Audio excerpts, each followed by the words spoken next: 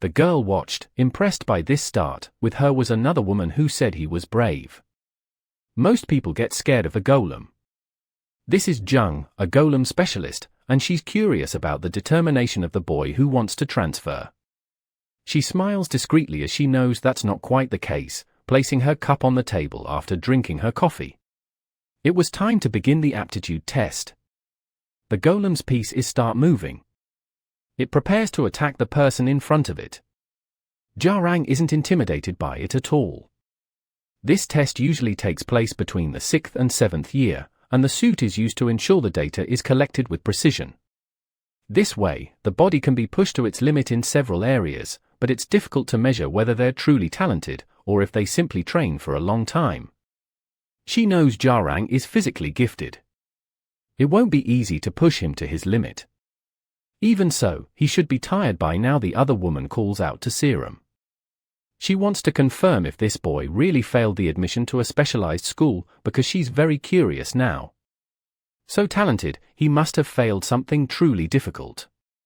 Even with reduced difficulty, that model is used to train professionals. With a few dodges, he identified a pattern, and found an opening to strike. He's simply insane with his abilities. Just with his senses, he's already better than the average professional. Serum wants to know the result of the measurement. That's a bit more complicated, because he clearly hasn't reached his limit yet. It's necessary to increase the difficulty of the test, but it doesn't make sense to increase the difficulty by just 1 or 2 levels. It needs to be pushed to full strength, and she wants to know if Serum is aware of the risks.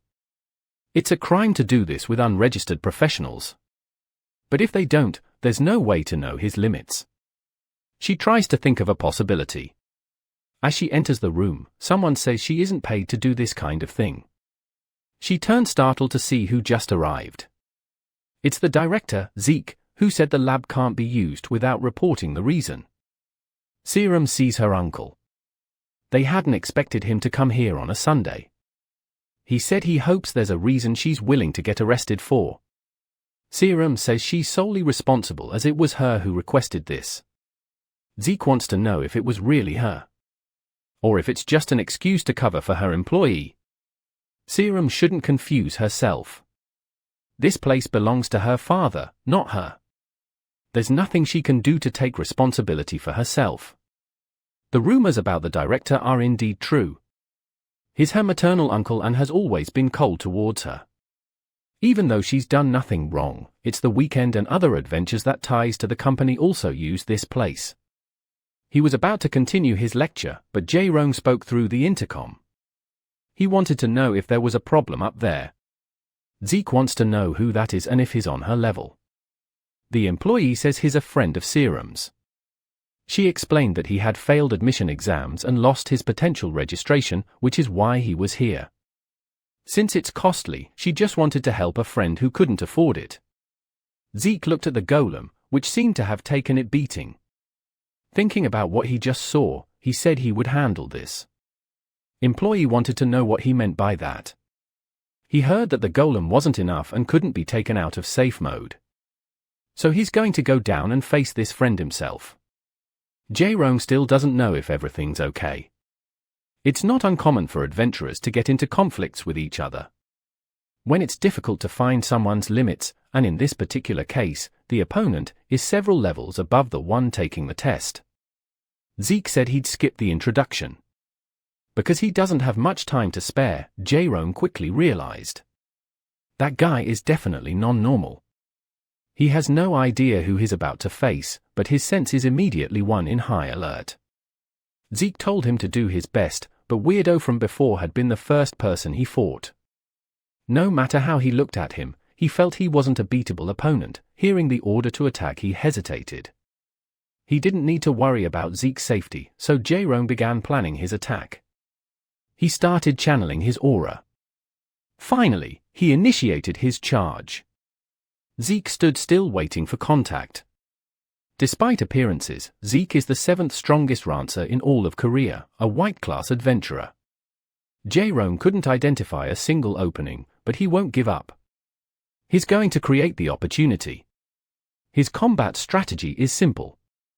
As soon as his opponent dodges, he will execute a single attack for behind. To do that, he'll use the opening created by the dodge. His staff was blocked with a single hand. That wasn't the result he was aiming for. Zeke is really strong. Zeke remarked that this kid is even more reckless than he had initially imagined. With Jae-rong in front of him, Zeke struck him with a single kick. Jae-rong felt the impact, which was brutal. His body was hurled toward the wall. However, he can't understand one thing. Whether he attacked that way because he knew it was a simulation or if he actually thought it would work. It doesn't matter what the answer is. The choice is foolish in both cases. With his foot, Zeke kicked the staff back into his hands. Even though Jae-rong is still conscious, he had lost the only weapon he had. This made Jae-rong more alert, and it made sense. Then Zeke returned the staff to him. So far, Zeke had been lenient with the boy's foolish choices. One more mistake and Zeke promised he would make sure Jae-rong regretted ever becoming an adventurer. He spread his feet, assume an offensive stance. Jae-rong doesn't know exactly why, but he senses that Zeke holds some kind of grudge against him, though he won't take it personally. He moved forward again to attack. Zeke assumed that since the approach was similar to the previous one, it would follow the same pattern. However, Jae-rong planted one of his feet firmly on the ground that made Zeke extremely alert before him. 2 attacks were coming his way. That ranged attack to catch him off guard afterward. Still not enough. Jae-rong said that this guy probably isn't satisfied yet, which is good because he had just begun. His staff was now glowing with a bright blue light. He prepared to execute a powerful attack. Zeke still didn't know what to expect from the boy. Once again, the series of attacks came his way. Exhaling some of his aura, Zeke said it wasn't bad at all. He clenched his fists tightly. Poised, he managed to defend against all the incoming attacks. From above, the employee observed the fight, thinking it looked like a battle between 2 professionals, given the technical level of the fight. It's hard to believe that this boy hadn't been accepted into any school yet. To be honest, it's not like he's perfect at everything. Serum wanted to know what she meant by that. He has a weakness that hinders him a lot. In that same aspect, she said, Serum is far superior to him, and Serum wondered what that could be, because apparently he's fighting Zeke on equal footing. Now she's curious to know what's wrong with him. Jaren narrowly avoided a blow. That punch nearly hit his unprotected face. The employee started watching the fight with concern. Jaren had lost any advantage and was being struck repeatedly. He was in agony, unable to react quickly enough to block the attacks, but he mustered all his determination to fight back. He swung his staff in a way that pushed his opponent back. Zeke commented that Jaren managed to maintain control of the staff at the last moment. That was certainly true. Zeke's fist sunk into the boy's abdomen. Once again, Jaren was thrown towards the wall. The director is truly exceptional, and she knows he's still holding back. Serum watches the fight closely. Zeke tells Jaren not to dwell on defeat as it would happen either way, but his journey to accepting defeat is pitiful. Jaren lacks basic training. This is the same opinion the employee has about him. His talent and reflexes are indeed exceptional, but the fundamentals are missing. It's as if he's never trained in his life. She can feel disappointed, thinking that if he had been trained in the basics, his potential would have been immense.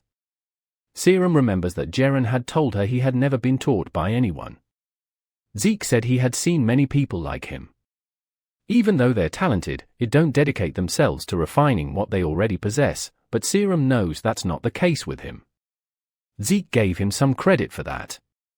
However, he strongly suggested that Jaren give up.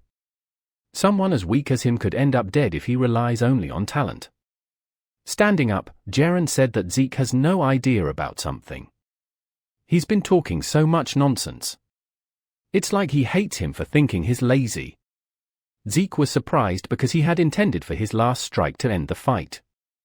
Jaren said he doesn't care about the results, but wants to go for one more round. Because now, he'll show in the result of his hard work. The employee asked what was going on with them. She found it amusing that they wanted to continue fighting, but they already had enough data to calculate his potential.